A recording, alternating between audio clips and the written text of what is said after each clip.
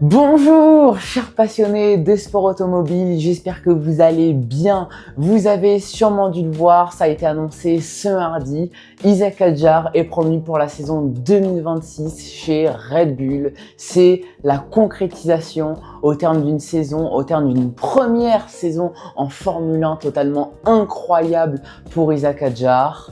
Une première année en Formule 1 exceptionnelle qui avait pourtant mal commencé. Je ne sais pas si vous vous rappelez du premier Grand Prix en Australie où il s'était crashé dans le tour de formation. Ce crash qui lui avait fait beaucoup de mal, mais il a su rebondir et il a su prouver à Helmut Marko qu'il l'apprécie beaucoup, qu'il valait le coup.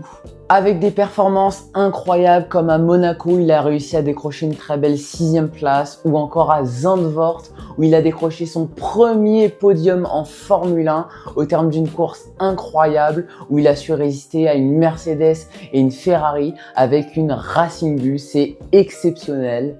10 fois dans les points sur 23 Grands Prix, c'est le rookie qui a marqué le plus de points dans l'histoire de l'écurie. Il y a beaucoup de choses à dire sur Isack Hadjar et aujourd'hui on parle de tout ça ensemble.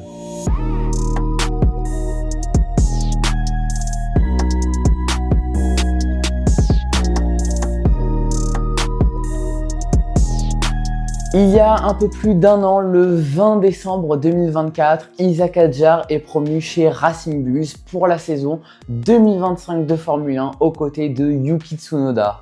Et ça, c'était pas gagné pour Isack Hadjar puisque Red Bull hésitait avec un deuxième pilote, un certain Franco Colapinto qui avait fait une partie de saison chez Williams tout simplement exceptionnelle.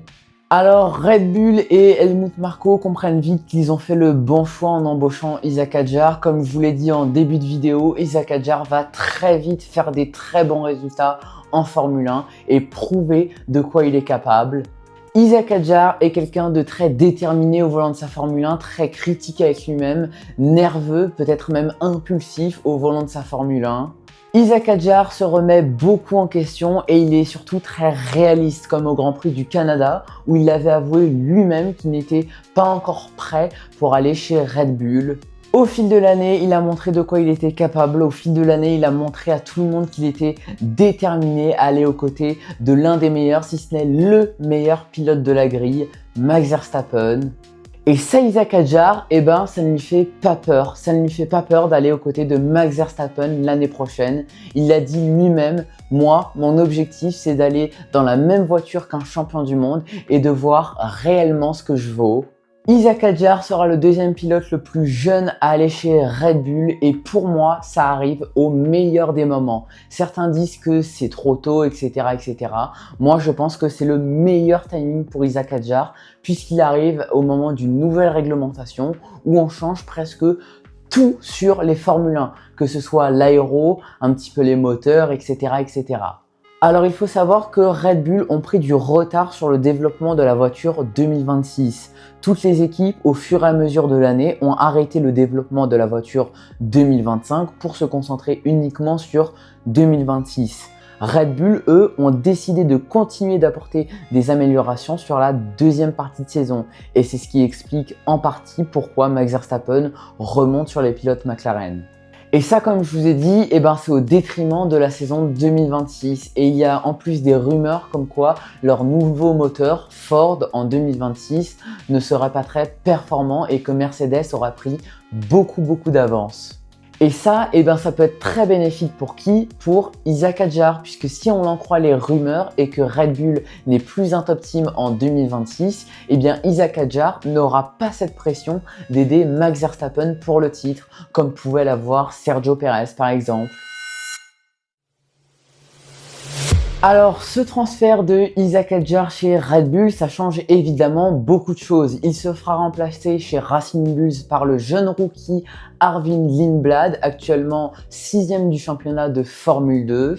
Bon alors, si vous voulez mon avis, je trouve ça un petit peu tôt pour Arvid Lindblad. Il n'a que 18 ans, il ne performe pas forcément en Formule 2. Bon alors, je sais ce que vous allez me dire. Vous allez me dire, oui, mais Andrea Kimi Antonelli aussi est arrivé en Formule 1 à 18 ans, etc., etc.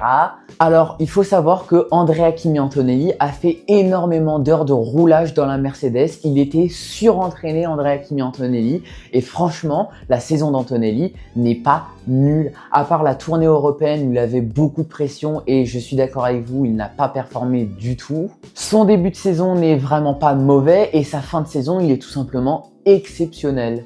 Pour moi, c'est un petit peu trop tôt de mettre Arvid Lindblad en Formule 1. Il est loin des résultats que faisait Antonelli et surtout, je pense qu'ils auraient dû mettre Yuki Tsunoda dans la Racing Bulls. Je pense qu'il ne mérite pas de partir si tôt de la Formule 1. Et oui, Yuki Tsunoda n'a plus de baquet pour la saison 2026. Je trouve ça super bête. Je sais pas ce qu'il a manqué à ce pilote. Je ne sais pas pourquoi son avenir en Formule 1 est incertain si tôt dans sa carrière. Yuki Tsunoda sera pilote réserviste pour Red Bull en 2026, mais franchement, il mérite beaucoup mieux que ça. Et je pense qu'il y a une écurie dans laquelle il serait très bien. Yuki Tsunoda, il ne faut pas l'oublier, il est pilote Honda. Et je pense que Aston Martin aurait été un très bon choix pour lui. Aller comme pilote réserviste chez Aston Martin pour la saison 2026 en attendant un potentiel départ de Fernando Alonso ou Lance Stroll. Bref, c'est très bête pour Yuki Tsunoda et ça vaudrait une vidéo entière, mais il y a aussi des rumeurs comme quoi il pourrait aller en IndyCar. Pour en revenir à Arvid Lindblad, il sera aux côtés de Liam Lawson pour 2026 et je trouve ça très bien qu'ils aient gardé Liam Lawson. Alors malgré un début de saison catastrophique chez Red Bull, il a su remonter la pente et faire de très beaux résultats avec la Racing Bulls, même si bon, il s'est fait battre par Isaac Hadjar.